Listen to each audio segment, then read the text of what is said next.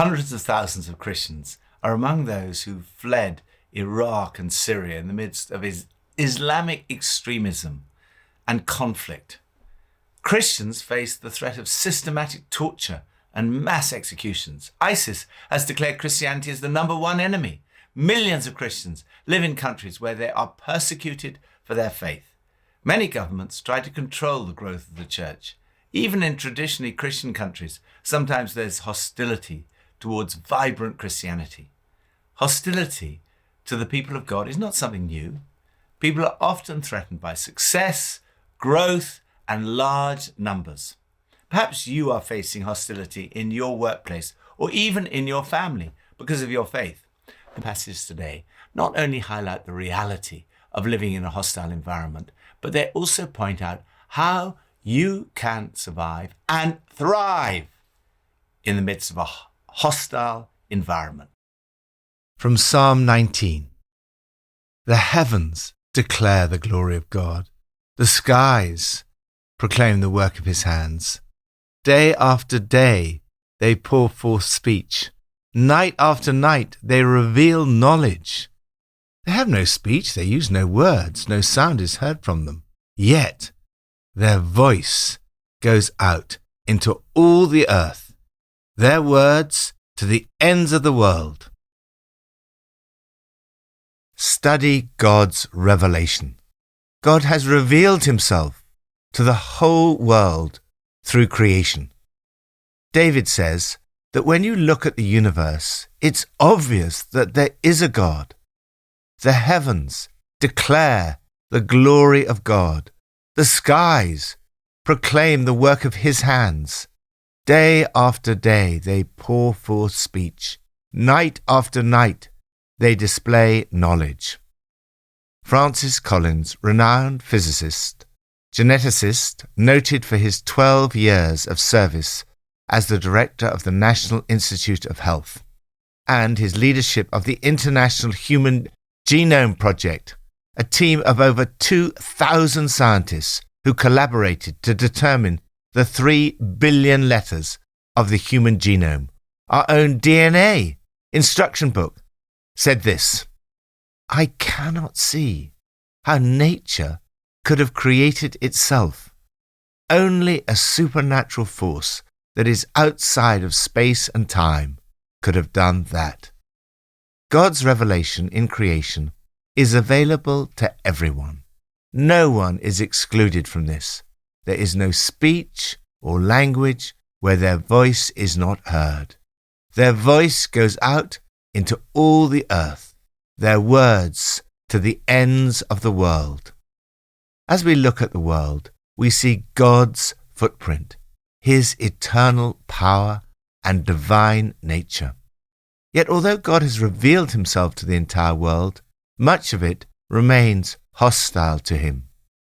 Take time to study God's creation and thank him for who he is and enjoy all the beautiful things God has made. Lord, thank you that you speak every day and every night through creation, and there is no speech or language where your voice is not heard.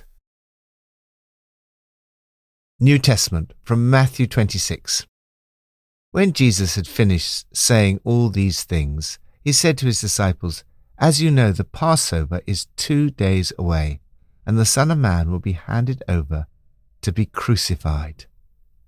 While Jesus was in Bethany, in the home of Simon the leper, a woman came to him with an alabaster jar of very expensive perfume, which she poured on his head as he was reclining at the table. When the disciples saw this, they were indignant. Why this waste? They asked. This perfume could have been sold at a high price and the money given to the poor. Aware of this, Jesus said to them, Why are you bothering this woman? She's done a beautiful thing to me. The poor you will always have with you, but you will not always have me. She did it to prepare me for burial. Then one of the 12, the one called Judas Iscariot, went to the chief priests and asked, What are you willing to give me if I deliver him over to you? So they counted out for him 30 pieces of silver. From then on, Judas watched for an opportunity to hand him over. When evening came, Jesus was reclining at the table with the 12, and while they were eating, he said, "Truly I tell you, one of you will betray me." While they were eating, Jesus took bread, and when he had given thanks, he broke it and gave it to his disciples, saying, "Take and eat. This is my body." Then he took a cup, and when he had given thanks, he gave it to them, saying, "Drink from it, all of you. This is my blood of the covenant, which is poured out for many for the forgiveness of sins." Understand God's solution. Have you ever been falsely accused or betrayed by a friend? Have you had people plotting against you? Or have you ever experienced some other form of personal hostility? Jesus experienced all these things. God has revealed himself in creation. However, his supreme revelation is in the person of his Son, Jesus Christ. God himself has come to be part of this hostile world, to do something about it. In this passage, we see a glimpse of God's solution, which he achieved through coming in the person of his Son, Jesus. Yet the world was hostile even to Jesus, first plotting. We should not be surprised by the world's hostility to Jesus and to Christians today. Jesus knew he would be handed over to be crucified. The chief priests and elders plotted to arrest Jesus in some sly way and kill him. Jesus says to the 12, "One of you is going to hand me over to the conspirators." Second, accusations. When a woman came to Jesus with an alabaster jar of very expensive perfume which he poured on his head, even the disciples regarded what was done for Jesus as a waste.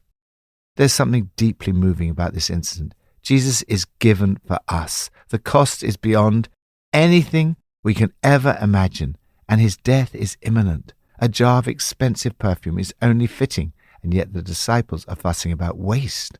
Most people understand your works of social action, for example, in response to poverty, but they find it harder to understand your worship of Jesus and all the things associated with it. They regard these things as a waste and think that surely there's a better use of your time and money. But Jesus sees things differently. She's done a beautiful thing to me. She showed her extravagant love for Jesus. Third, betrayal. What people will do for money. Judas waited for an opportunity to hand Jesus over for 30 silver coins.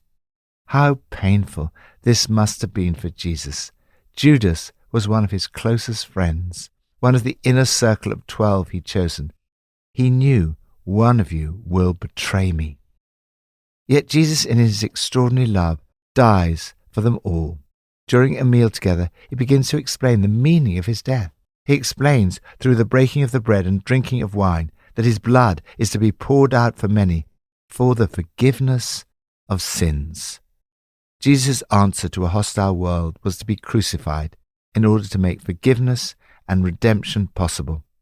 Every time you receive communion, you are reminded both of the hostility of the world towards Jesus and of his love for that same world.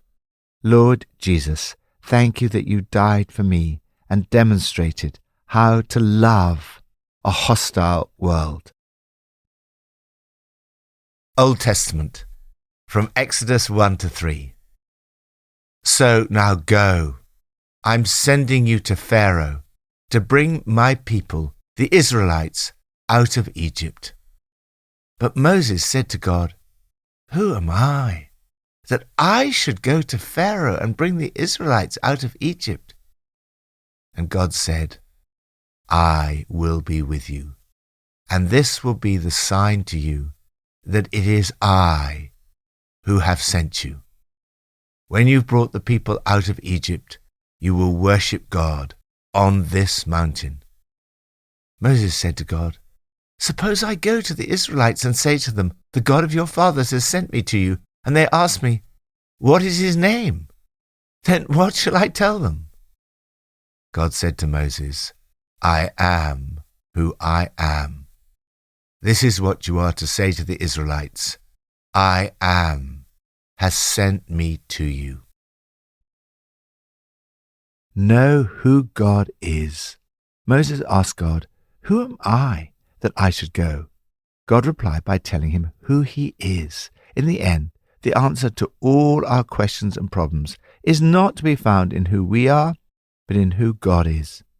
If you asked a Jew in the 1st century who was the greatest person whom ever lived, they would have replied without doubt, Moses. He was the supreme figure in their history. He rescued them from slavery into a life of freedom. He gave them the law. The book of Exodus presents us with the constitution of a new nation and introduces us to the man who was responsible for it. A new king came to power who did not know about Joseph. The new king was ignorant of the fact that Joseph had saved Egypt. The government quickly forgot the good that the people of God had done in the past. They started to oppress them ruthlessly with forced labor. They cried for help, and God heard their groaning. People have tried throughout history to get rid of God's people, but it's never worked. The more they were oppressed, the more they multiplied and spread. Even today, when the church is persecuted and oppressed, it often multiplies and spreads. Moses was Pharaoh's adopted grandson, a powerful prince. Money, sex, and power would have been at Moses' disposal in abundance, but he chose to endure hostility instead. He obeyed God's call and chose to identify himself with God's people, a group of people whom those with an upbringing like Moses would have regarded with contempt, a slave nation. Through the lens of the New Testament, we see that Moses chose to be ill-treated along with the people of God rather than to enjoy the pleasures of sin for a short time.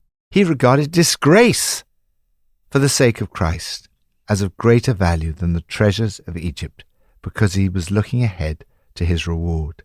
It's not an easy choice to make.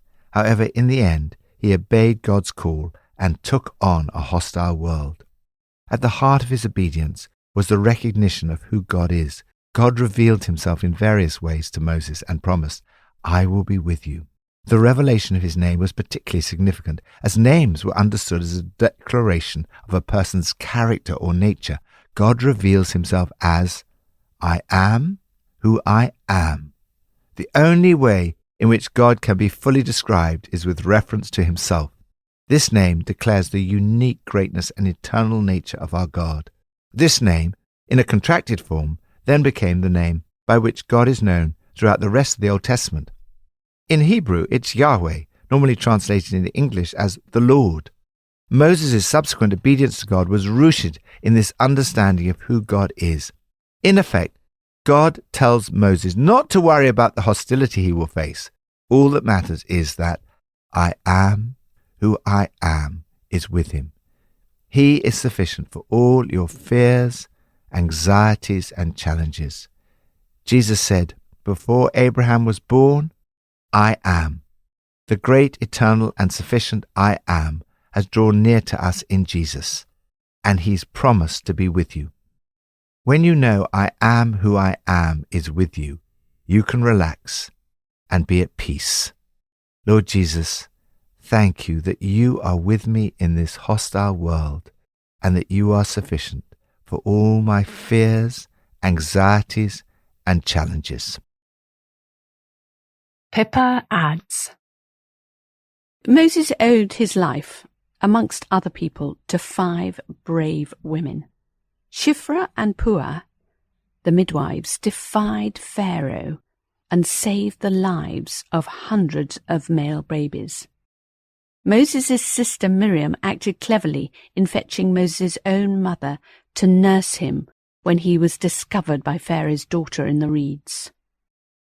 Moses' mother passed on great faith to her 3 children, Moses, Aaron, and Miriam.